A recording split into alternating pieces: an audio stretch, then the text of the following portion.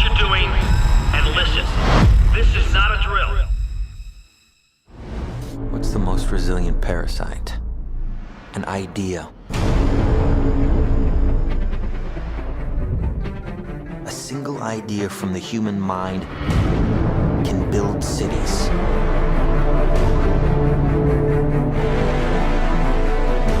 An idea can transform the world and rewrite all the rules. Which is why I have to steal it. He's hiding something and we need to find out what that is. We gotta break out of here. Give him the kick!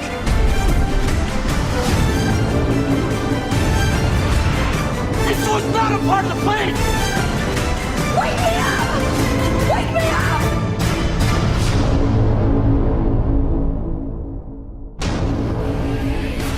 I know we have still not shattered that highest and hardest glass ceiling, but someday someone will, and hopefully sooner than we might think.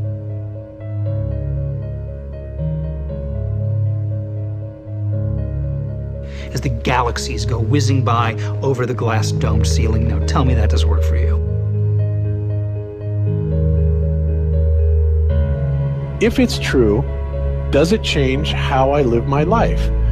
This is something that is not an easy answer because of the magnitude of what we're talking about here. How it will change your life, first of all, when you understand it, is dramatic, to say the least. Will it change you from having to go to your job every day and the things that you typically do every day? No. But when this knowledge becomes more mainstream and these agencies are starting to be held accountable, and you understand that they're all participating in this, not just the United States government, not just NASA, but China, Russia, India, all of them have space programs. They all have the same symbolism. They're all doing the exact same thing to their citizenry. And the first thing you have to understand about this is that the deception goes all the way to the top. And when I say all the way to the top, you have to kind of get rid of the notion that the people at the very highest levels are working together.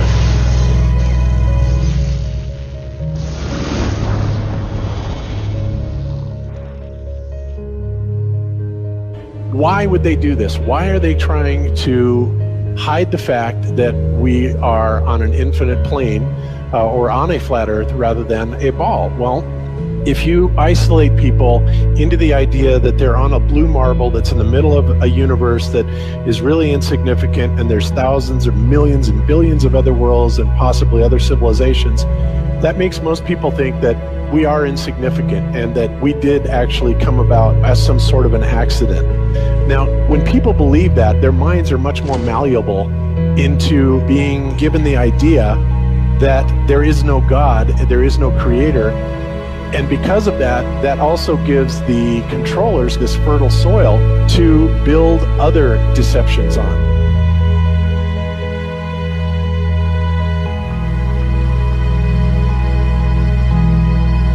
Why do you think that Truman has never come close to discovering the true nature of his world until now? We accept the reality of the world with which we're presented.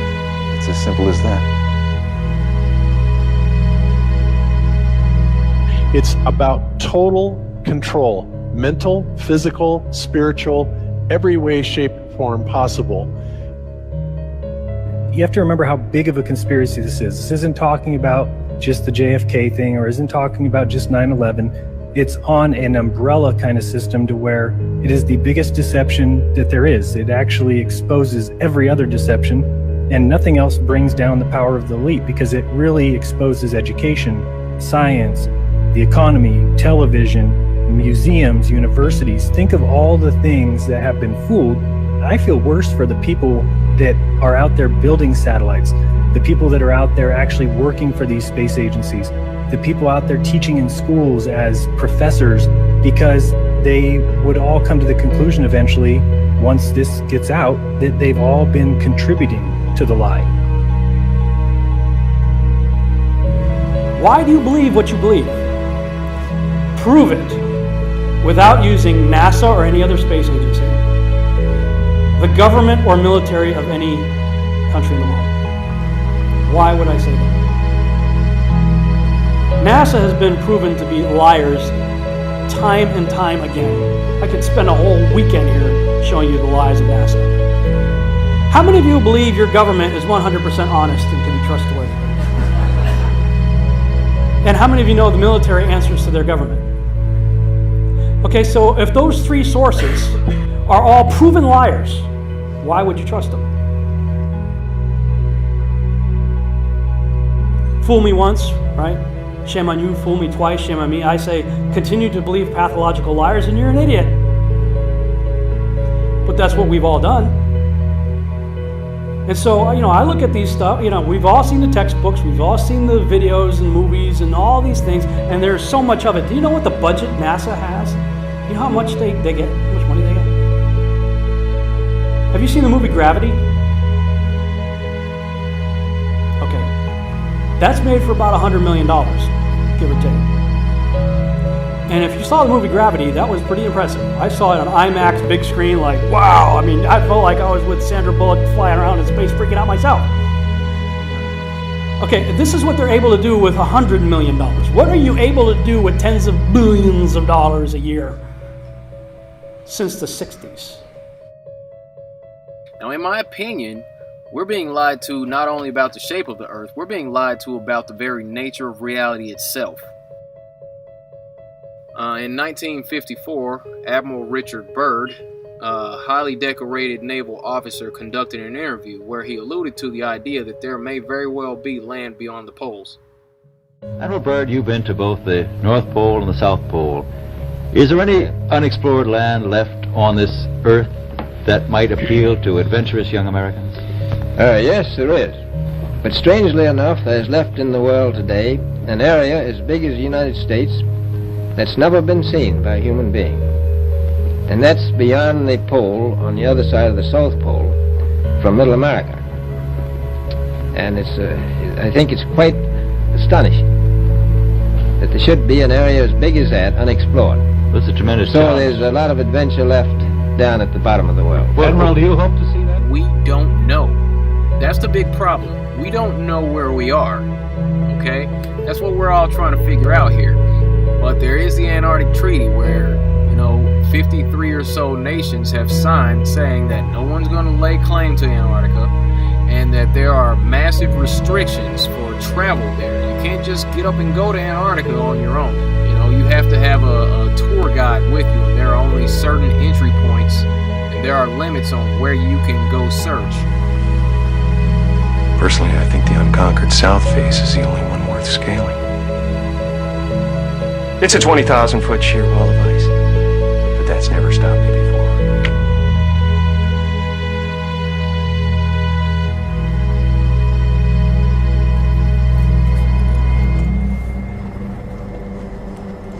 Welcome.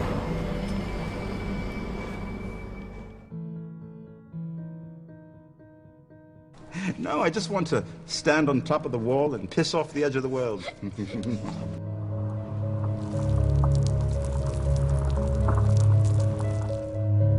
What difference does it make?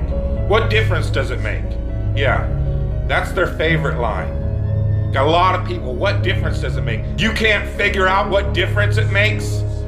If you can't figure out what difference it makes that the people running your world are lying to you over and over your whole life, if you can't figure out that someone lying to you is trying to control you, suppressing of information, of knowledge, is control.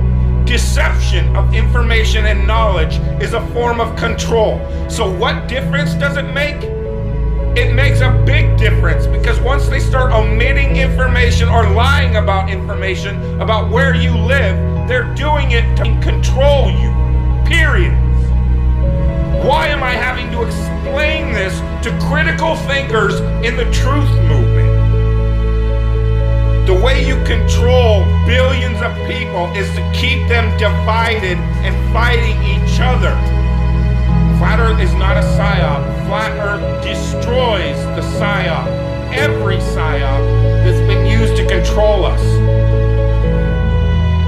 For as as long as they've known about it. So this system has been in power and control for hundreds of years, ever since they convinced the rest of the world that they didn't know where they live. It created this fantastical scenario to make people feel insignificant and to follow those that appear to know better. Why is the flat earth so important?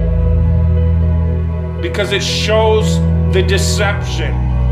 And if everybody would just come together and demand answers, they would be in checkmate. They would not know what to do. Train up a child in the way that he should go, and when he is old, he will not depart from it. I believe that's why we have so many who are indoctrinated to still believe and fight so hard for the heliocentric model. The reason being is because we've been taught the globe model since before we had the ability to think for ourselves. Think about that. Before you could think for yourself, before you could form rational thought, you've been taught that you live on a spinning ball, although your five senses tell you something totally different.